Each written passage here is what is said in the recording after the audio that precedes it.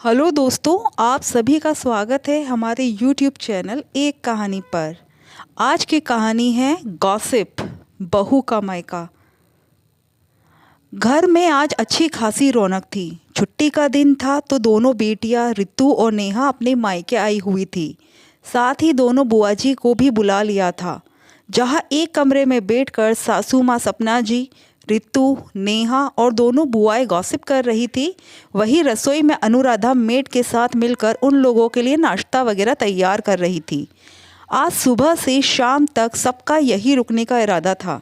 जब चाय नाश्ता लेकर अनुराधा कमरे की तरफ बढ़ रही थी तो वहाँ चल रही बातों को सुनकर उसके पैर अपने आप ही रुक गए। यहाँ तो उसके मायके के बारे में बातें की जा रही थी, जिसमें थोड़ी सच्चाई के साथ कई सारे मसाले मिला दिए गए थे और फिर उन मसालों पर ठहाके लगाए जा रहे थे। यार, मैंने सुना है कि अनुराधा की मम्मी तो आज भी सज धज कर तैयार रहती है। पता चल गया पति चला गया, लेकिन फिर भी देखो कैसे बन ठन के रहती है, बुआ जी ने कहा। अरे, उसकी भाभी को देखा है कैसे कपड़े पहनती है, और या भाभी को देखो, एक से बढ़कर एक कपड़े पहनती है जो शायद मायके में देखने को भी नहीं मिले होंगे, नेहा ने कहा। अरे यह सब छोड़ो, अभी एक नई नई खबर मिली है, पहले वो ध्यान से सुनो, बहुत ही मज़ेदार है, सपना जी ने कहा। अच्छा, ज़रा हम भी तो सुने, ऐसी क्या खबर है जिसको सुनाने के लिए मम्मी बिल्कुल बेकरार हो गई, नेहा ने कहा।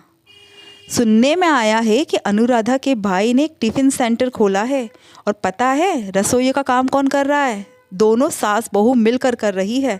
अभी 2 दिन पहले उसका भाई आया था ना, तो मुझे तो बहुत शर्मिंदगी हुई थी कि ये यहाँ क्या लेने के लिए आया है, हमारी कोई इज्जत नहीं है क्या? सपना जी ने कहा। टिफ़िन सेंटर का काम? हे भगवान, इतने बुरे दिन आ गए। अरे, जिसके जो कर्म होते हैं वो तो भुगतने ही पड़ते हैं, अपनी अपनी किस्मत है।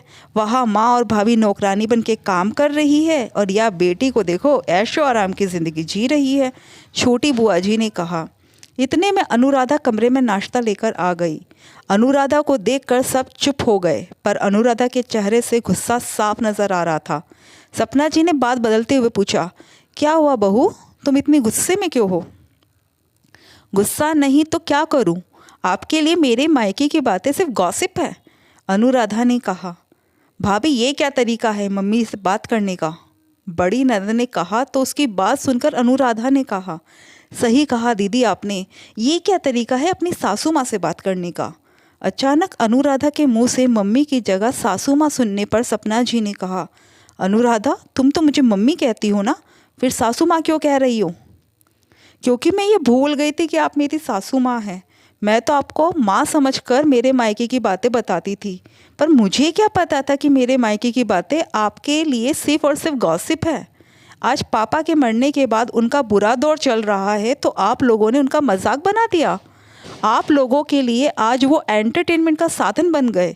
आप लोगों को मेरे भाई के यहाँ आने से शर्मिंदगी होती है। वो मेहनत करके कमा रहा है, कोई चोरी तो नहीं कर रहा। भूल गए अपने दिन जब पापा जी की मौत के बाद मुझे नौकरी तक करनी पड़ी थी, और मेरी माँ और भाभी किस तरह के कपड़े पहनती है वो उनकी मर्जी। जो उनके पास है वो उसमें खुश है। आप लोगों से कुछ मांग तो नहीं रहे। अनुराधा, हमारा वो मतलब नहीं था, हम तो बस यूं ही हंसी मजाक कर रहे थे। बस, बहुत हो गया आपका हंसी मजाक। गलती मेरी ही थी कि मैंने आप पर विश्वास किया। मुझे ही अपने मायके की छोटी छोटी बातों को आपको नहीं बताना चाहिए था।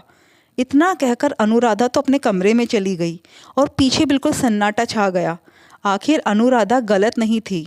बहुत आसान होता है एक गॉसिपिंग के लिए बहू के मायके की बातों का इस्तेमाल करना, पर हम भूल जाते हैं बहू का मायका कोई एंटरटेनमेंट का ज़रिया नहीं है।